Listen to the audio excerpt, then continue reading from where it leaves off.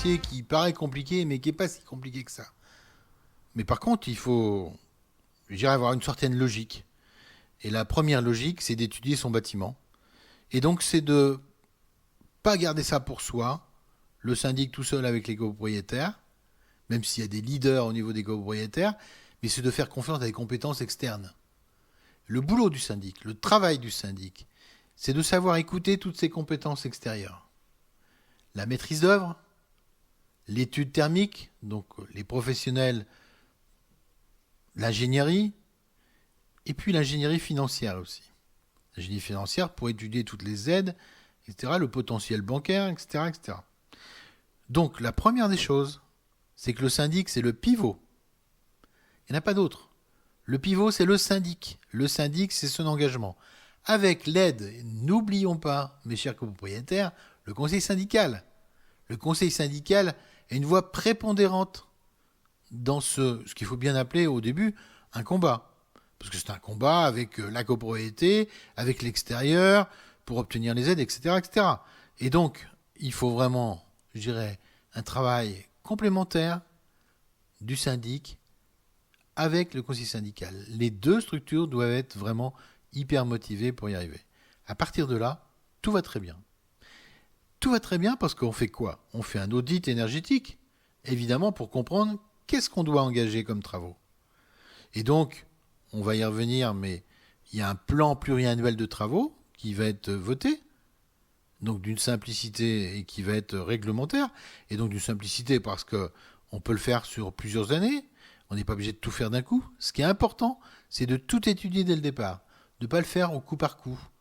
Ce n'est pas une boîte de Lego. On doit commencer par les choses importantes et qui soient vraiment chronologiques au niveau de la rénovation. Donc ça, c'est extrêmement important.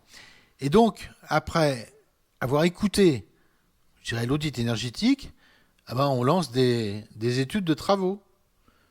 Et les études de travaux, il faut choisir les bonnes entreprises.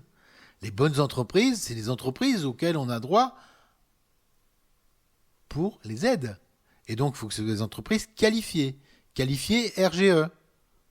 RGE, ça veut dire qu'elles sont contrôlées, qu'elles ont passé, je dirais pas un examen, mais des études qualitatives et des audits pour qu'elles soient qualifiées sur la rénovation énergétique. Et donc, voilà, analyse des travaux, etc. Et toujours un suivi. Le syndic, il est là pour suivre autant l'ingénierie financière que l'ingénierie de travaux. Mais un syndic, c'est pas un ingénieur, c'est pas un banquier. Donc, il doit s'entourer de compétences pour comprendre tous les sujets, mais il doit pouvoir parler du même langage. C'est pour ça qu'il faut qu'il se forme, on en parlera après. Mais en tout cas, le syndic, c'est le pivot. Et le conseil syndical, il a un rôle majeur. Majeur au niveau de l'Assemblée générale, parce que la décision se prend en Assemblée générale. Et donc, le moteur, c'est quand même le conseil syndical avec l'appui du syndic. Mais les deux, pour moi, doivent se former en même temps sur la rénovation énergétique et sur ce qui doit faire, ce qui doit être fait au profit de l'INE. Comment on se forme? Simple, l'éco-proverte. Donc la FNIM a lancé un programme de formation avec Qualitel, d'un côté avec des formations pour le syndic, et de l'autre côté, des formations et informations pour les copropriétaires. Avec Qualitel, qui est une structure d'État, une association pour le mieux logement. Donc, et la FNIM, c'est agir pour le logement. Quoi de plus fantastique de se réunir et de travailler ensemble. Et donc, ce qui est important, c'est peut-être la première fois qu'on a des vraies formations d'un point de vue technique. Évidemment, les syndics, ils ont l'habitude du côté juridique et autres. Donc ça, c'est des spécialistes, évidemment, parce que la réglementation, la loi 65, elle n'arrête pas de bouger. Donc c'est vraiment des grands spécialistes du monde juridique. Mais parler du juridique, c'est bien, de la réglementation. Mais le bâtiment. Il faut comprendre tout ce qui est dans la filière bâtiment pour comprendre les travaux, comment on les lance et comment on travaille avec les gens qui travaillent sur la filière bâtiment. C'est extrêmement important. Donc il faut se former pour ça.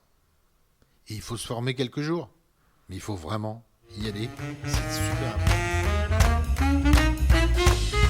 Alors, vous allez me dire, le syndic, il va s'investir, et c'est vrai que c'est des gros dossiers. Des dossiers qui sont chronophages. On dit, le syndic, oui, il ne s'intéresse pas forcément à la rénovation énergétique. parce que ça ne leur rapporte pas. Alors, moi je suis dans la méthode tout travail mérite salaire, surtout quand c'est pour le gain des copropriétaires et que le syndic s'engage vraiment. Évidemment qu'il y a une rémunération qui est comprise dans les travaux, qui est votée dans tous les travaux. Mais ça, tous les copropriétaires le savent très bien, et le syndic aussi. À partir du moment où on lance des travaux, on lance aussi une rémunération du syndic par rapport au suivi. Et pour moi, là, il est fondamental que le syndic suive les travaux d'une manière bien plus importante pour que des travaux d'entretien. Donc on est un petit peu, je vais dire, mandataire. D'ailleurs, on peut l'être, c'est prévu au niveau de ma prime rénov', qu'on soit mandataire pour aider les copropriétaires et les propriétaires à faire leur dossier, d'une manière financière ou administrative. Et la deuxième chose, c'est qu'on est là pour assister aux travaux. Alors on peut être un peu plus formé, être AMO, assistant maître d'ouvrage. On peut être assistant maître d'ouvrage diplômé. On peut être assistant maître d'ouvrage, je dirais, à partir du moment où on se forme et qu'on suit bien les travaux et qu'on suit les entreprises. Pour moi, le syndic est le pivot, je le dis et je le redis. Et donc, AMO, ça veut dire assister, accompagner le maître d'ouvrage. Le maître d'ouvrage, c'est l'Assemblée générale. Et donc, il doit assister son syndicat de copropriétaires, assister son conseiller syndical. Tout le monde ne fera pas de la même manière, mais plus on est AMO, assistant maître d'ouvrage, plus on va, je dirais, passionné et être vigilant au niveau des travaux qui sont faits pour la copropriété. Et ça, c'est un gain pour tout le monde, pour l'immeuble, pour le gestionnaire